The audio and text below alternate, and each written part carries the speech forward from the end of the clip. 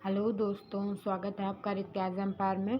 और हम लोग यूपी पुलिस उप निरीक्षक के मूल विधि के पीवाईक्यू क्वेश्चंस कवर कर रहे थे, और जिसमें हम लोगों ने दंड प्रक्रिया संहिता के लगभग 120 क्वेश्चंस कवर कर लिए हैं। जितने भी प्रीवियस ईयर में क्वेश्चंस पूछे गए हैं वो सारे हम लोग कवर करेंगे व्याख्या सहित। और हम लोगों ने 120 क्वेश्चंस कवर कर लिए थे, और आगे की सीरीज़ ये ऐसे ही चलती रहेगी। और लगभग जितने भी क्वेश्चंस अभी तक जिस भी टॉपिक से आए हैं वो टॉपिक वाइज हम लोग सारे क्वेश्चंस कवर करेंगे। और आप लोग जैसे देख सकते हैं कि अभी हमारा टॉपिक चल रहा है भारतीय दंड विधान एवं दंड प्रक्रिया संहिता। उसके बाद ये सारे टॉपिक्स आप देख रहे हैं, ये सारे टॉपिक्स से अभी तक जितने भी सेट पेपर में जितने भी क्वेश्चन पूछे गए हैं विथ व्याख्या मतलब विथ एक्सप्लेनेशन हम लोग सारे कवर करेंगे। और अब तक हम लोगों के 120 क्वेश्चंस कवर हो चुके हैं 2 वीडियो में।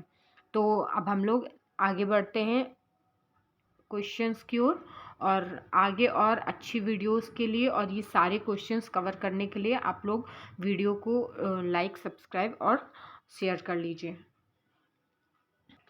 हमारा पहला क्वेश्चन है, लोक दृष्टि कारक वक्तव्य किस धारा के अंतर्गत दंडनीय अपराध है? तो इसका बी ऑप्शन धारा भारतीय दंड संहिता की धारा 505 ये सही ऑप्शन है। इसकी व्याख्या भी देखते चलेंगे। लोक दृष्टि कारक वक्तव्य भारतीय दंड संहिता की धारा 505 के अंतर्गत दंडनीय अपराध है। और धारा 504 में क्या कहा गया है? लोक शांति भंग करने को प्रकोपित करने की आशय से साशय अपमान। और धारा 506 में क्या है? आपराधिक अभित्रास के लिए दंड से संबंधित है।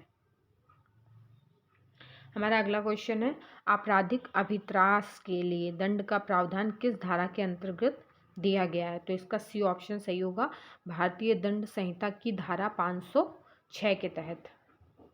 और अगला धारा 504 क्या है? लोक शांति भंग कराने को प्रकोपित करने के आशय से साशय अपमान। और धारा 505 में लोक दृष्टिकारक वक्तव्य से संबंधित है।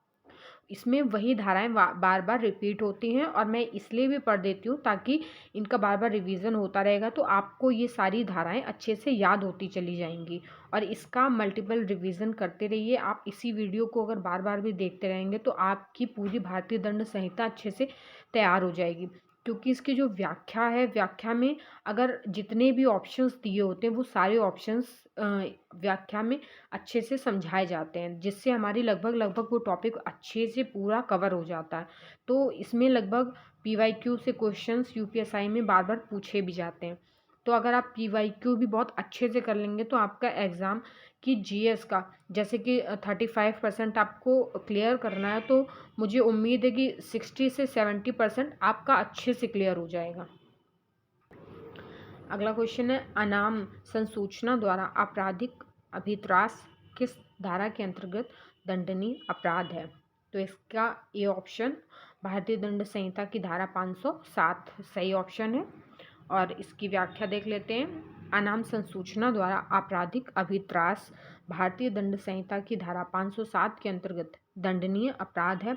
और भारतीय दंड संहिता की धारा 507 के अनुसार जो कोई अनाम संसूचना द्वारा या उस व्यक्ति का जिसने धमकी दी हो या नाम या निवास स्थान छिपाने की पूर्वावधानी करके आपराधिक अभित्रास का अपराध करेगा, वह पूर्ववर्ती अंतिम धारा द्वारा उस अपराध के लिए उपबंधित दंड के अतिरिक्त दोनों में से किसी भांति की कारावास से जिसकी अवधि 2 वर्ष तक हो सकेगी दंडित किया जाएगा।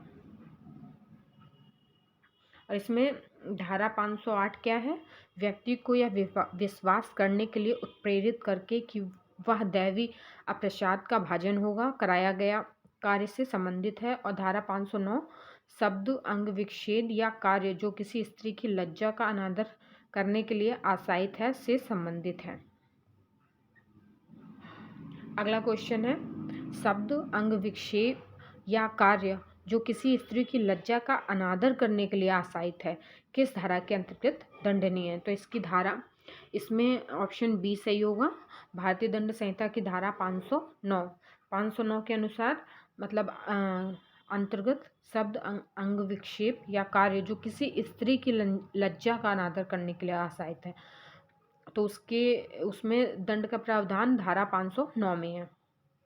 और धारा 409 में लोक सेवक द्वारा या बैंकर, व्यापारी या अधिकर्ता द्वारा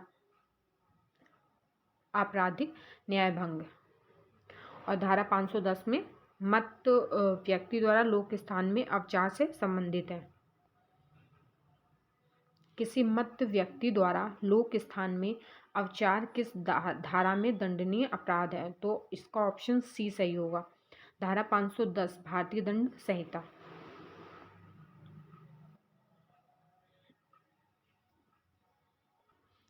अगला क्वेश्चन है, किसी विवाहित स्त्री को आपराधिक आशय से फुसला कर ले जाना या निरुद्ध रखना किस धारा के अंतर्गत दंडनीय अपराध है, तो इसका ऑप्शन ए सही होगा, भारतीय दंड संहिता की धारा 498 के तहत।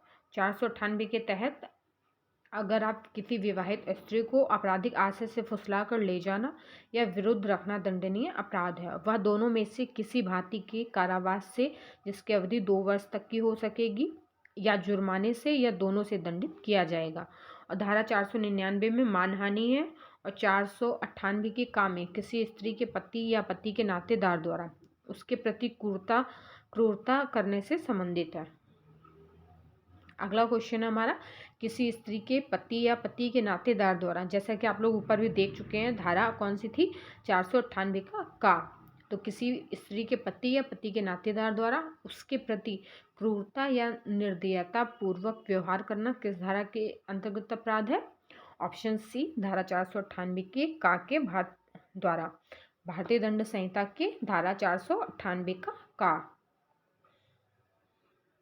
और आपको बाकी की धाराएं भी देखते चलना है, इसमें जो भी दी गई हैं, जैसे कि धारा 498 में विवाहिता स्त्री को आपराधिक आशय से फुसलाकर ले जाना या निरुद्ध रखना, और धारा 398 में घातक आयुध से सज्जित होकर लूट या डकैती करने का प्रयत्न से संबंधित है। इसमें मानहानि की परिभाषा किस धारा में दी गई है, तो अभी हम लोग ऊपर भी देख चुके हैं, इसमें ऑप्शन बी सही होगा, धारा 499, भारतीय दंड संहिता की धारा 499। और इसमें धारा 399 है, डकैती करने के लिए तैयारी करना।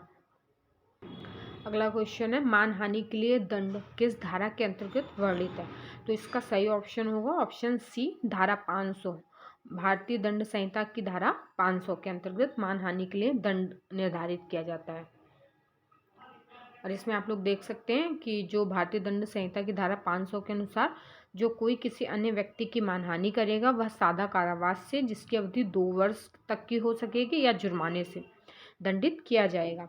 और धारा 400 में डाकुओं की टोली का होने के लिए दंड से संबंधित है, और 499 में मानहानि।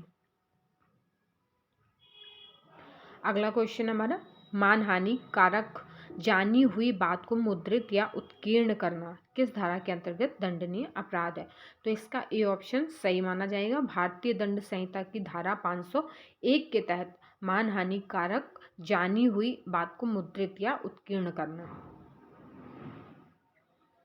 बाकी के देख लेते हैं, जैसे धारा 401 में क्या है, चोरों की टोली का होने के लिए दंड, और धारा 405 में है आपराधिक न्यास भंग से संबंधित है।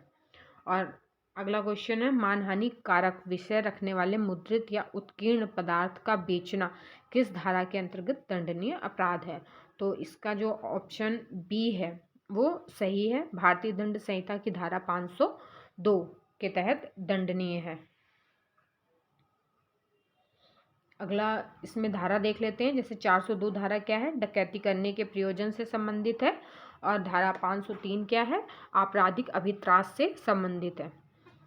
अगला क्वेश्चन है इसमें, भारतीय दंड संहिता कहाँ लागू नहीं होगी, तो ये अभी तक जम्मू कश्मीर में लागू नहीं थी, लेकिन अभी ये जम्मू कश्मीर में भी लागू हो गई है। जब से 370 कानून आया है तब से 370 को हटाया गया है, तब से 1860 के अंतर्गत जितनी भी धाराएं हैं वो सारे पूरे भारत में लागू होने लगी हैं।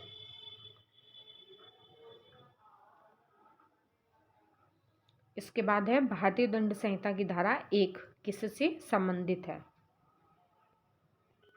तो इसका ऑप्शन ए सही होगा, नाम और उसके प्रवर्तन के विस्तार से। भारतीय दंड संहिता की धारा 1 में क्या है? नाम और उसके प्रवर्तन के विस्तार से।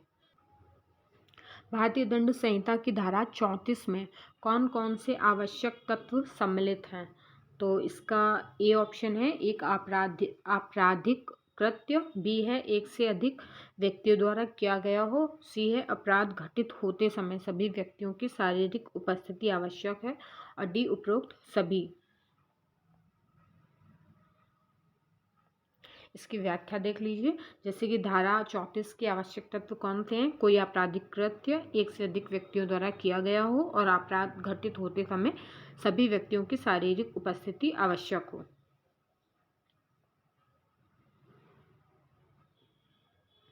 अगला क्वेश्चन दिया गया है श्री कांतिया बनाम बम्बई राज्य का वाद किससे संबंधित है?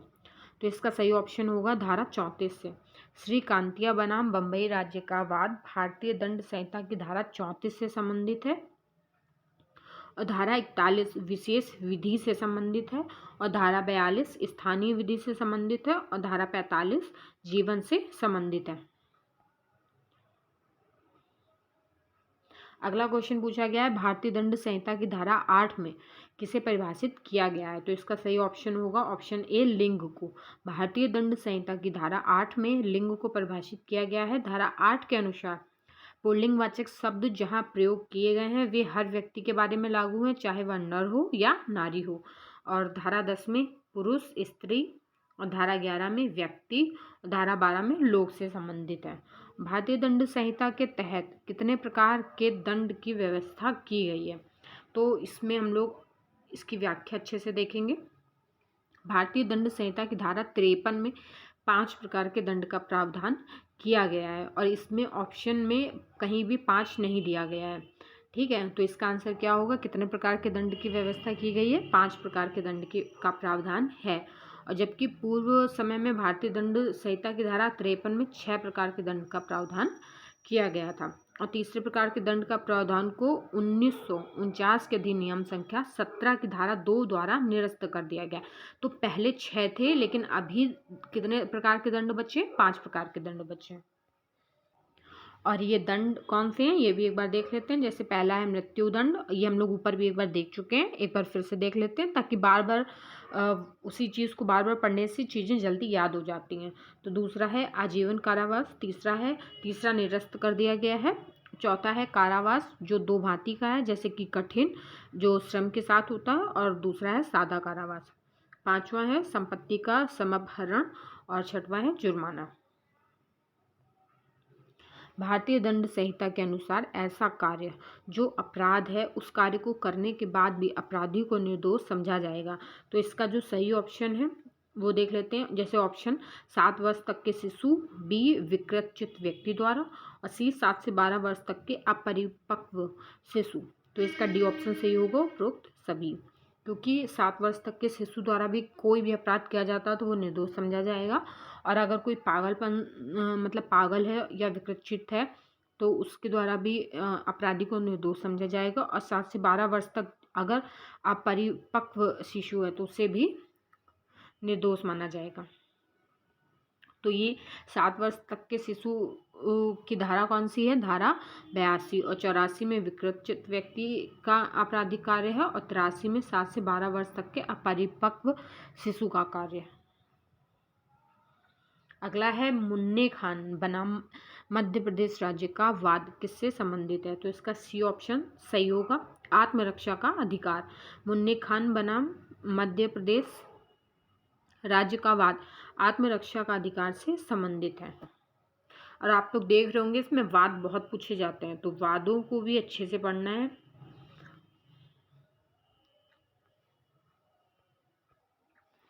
तो अगला क्वेश्चन है, इसमें क्वेश्चन दिया गया है acts reuse non फैसिट रियम निसी mains seat रिया, ये एक तरह की का अर्थ इसमें अर्थ पूछा गया है। तो इसमें इसका सही ऑप्शन होगा ऑप्शन ए मात्र कार्य किसी को अपराधी नहीं बनाता है। जब तक कि मन अपराधी ना हो। मतलब अगर किसी का इंटेंशन गलत करने का नहीं है, अपराध करने का नहीं है और उससे कोई अपराध हो जाता तो उसे अपराधी नहीं माना जाएगा। इसकी व्याख्या देखते हैं हम लोग। जैसे अपराध कारित करने के लिए आवश्यक तत्व कौन से हैं? व्यक्ति, आपराधिक कार्य का किया जाना और मनोस्थिति का होना। हमारा अगला क्वेश्चन है, निम्न में से किन धाराओं में मृत्युदंड दिए जाने का प्रावधान है? तो इसका सही ऑप्शन क्या होगा? जैसे ऑप्शन ए 121, 396, ऑप्शन बी 307, 364 का 305, ऑप्शन सी 132, 194, 302 और ऑप्शन डी उपरोक्त सभी। तो इसका सही ऑप्शन होगा ऑप्शन डी उपरोक्त सभी। इन सभी में मृत्युदंड दिए जाने का प्रावधान है। और इन सारी धाराओं में क्या क्या है ये हम लोग व्याख्या में देख लेते हैं। जैसे धारा 121 में क्या है? भारत सरकार के विरुद्ध युद्ध करना या युद्ध करने का प्रयत्न करना या युद्ध करने का दुष्प्रेरण करना। धारा 396 में हत्या सहित डकैती के लिए मृत्युदंड है और धारा 307 में हत्या करने का प्रयत्न है और धारा 364 के काम में मुक्ति धन इत्यादि के लिए व्यपहरण, किडनैपिंग जिसे बोलते हैं। और धारा 305 में क्या है? शिशु या उन्मत्त व्यक्ति की आत्महत्या का दुष्प्रेरण। धारा 132 विद्रोह का दुष्प्रेरण यदि उसके परिणाम स्वरूप विद्रोह किया जाए। और धारा 194 मृत्यु से दंडनीय अपराध के लिए दोष सिद्धि कराने के आशय से मिथ्या साक्ष्य देना या गढ़ना। और धारा 302 में हत्या के लिए दंड है। अगला क्वेश्चन है, दंड संहिता के प्रारूप करता थे। तो इसका सही ऑप्शन होगा option A Lord Macaulay. Lord Macaulay दंड संहिता के प्रारूप करता थे। अगला क्वेश्चन है, निम्नलिखित में से सही कथन बताना है। तो इसमें ऑप्शन ए सही होगा, आपराधिक अवैधानिक कृत्य है। अगला क्वेश्चन है हमारा, निम्न में से कौन सा अपराध की 4 अवस्थाओं के सही क्रम को बताता है? तो इसका सी ऑप्शन सही होगा। मतलब सबसे पहले आशय, उसके बाद फिर उसकी तैयारी, फिर प्रयत्न, उसके बाद परिणाम। तो ये 4 आशाओं जो 4 आशय हैं इनकी अवस्थाएं। सबसे पहले हमारे दिमाग में कोई आशय आएगा, मतलब कुछ गलत करने की भावना। उसके बाद फिर हम लोग उसकी तैयारी करेंगे, उसके बाद उसको किया जाएगा मतलब प्रयत्न, उसके बाद परिणाम। ये अपराध की 4 अवस्थाएं हैं। अगला क्वेश्चन है, शब्द कपटपूर्ण को परिभाषित किया गया है कौन सी धारा में? तो उसका सही ऑप्शन होगा ऑप्शन डी धारा 25 में। भारतीय दंड संहिता की धारा 25 में कपटपूर्ण को परिभाषित किया गया है। और धारा 25 के अनुसार कोई व्यक्ति किसी बात को कपटपूर्वक करता है या कहा जाता है यदि वह इस बात को कपट करने के आशय से करता है, अन्यथा नहीं। धारा 20 न्यायालय। और धारा 27 में क्या है? पत्नी, लिपिक या सेवक के कब्जे में संपत्ति। और धारा 24 है बेईमानी से संबंधित। और उसके बाद क्वेश्चन है, भारत शब्द को परिभाषित किया गया है। तो इसका सही ऑप्शन होगा ऑप्शन बी धारा 18 में। भारतीय दंड संहिता की धारा 18 में भारत शब्द को परिभाषित किया गया है। और धारा 18 के अनुसार भारत से जम्मू कश्मीर राज्य के सिवाय भारत का राज्य क्षेत्र अभिप्रेत है। और इसमें धारा 10 में पुरुष स्त्री, धारा 20 में न्यायालय और धारा 21 में लोक सेवक से संबंधित है।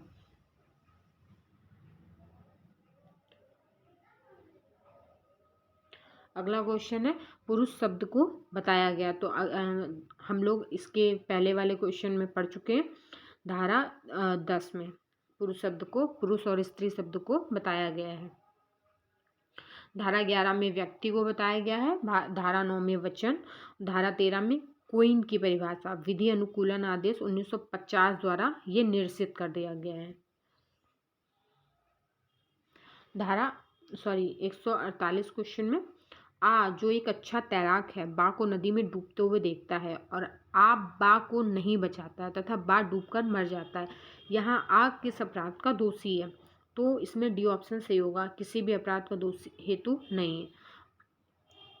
आ किसी अपराध का दोषी नहीं होगा। किस स्थिति में कोई संपत्ति किसी व्यक्ति के कब्जे में मानी जाती है? तो इसका सही ऑप्शन होगा पत्नी, सेवक, लिपिक।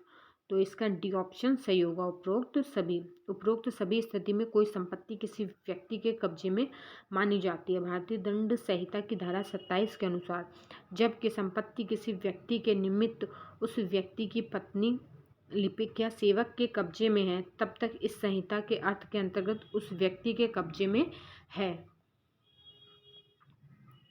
अगला क्वेश्चन है, सामान्य आशय का प्रावधान है, तो इसमें सही ऑप्शन होगा ऑप्शन ए, धारा 34। सामान्य आशय का प्रावधान भारतीय दंड संहिता की धारा 34 में दिया गया है। और भारतीय दंड संहिता की धारा 34 के अनुसार जब कोई आपराधिक कार्य कई व्यक्तियों द्वारा अपने सामान्य आशय को अग्रसर करने में किया जाता है, तब ऐसे व्यक्तियों में से हर व्यक्ति उस कार्य के लिए उसी प्रकार दायित्व के अधीन है मानो वह कार्य अकेले उसी ने किया हो। और धारा 18 में भारत है, धारा 26 में विश्वास करने का कारण और धारा 149 में सामान्य उद्देश्य से संबंधित है। इसके आगे के क्वेश्चन हम लोग नेक्स्ट वीडियो में कवर करेंगे। तब तक आप लोग इन सारे क्वेश्चंस को अच्छे से रिवाइज करें और जिस भी क्वेश्चन में या जिस भी धारा में प्रॉब्लम हो उसको इसकी व्याख्या से देख के सारे डाउट्स को क्लियर कर लें और अच्छे से तैयारी करते रहें। और मैं टॉपिक वाइज सारे वीडियोस अपने प्लेलिस्ट में डाल दूँगी, उसको बार बार रिवीजन करते रहें।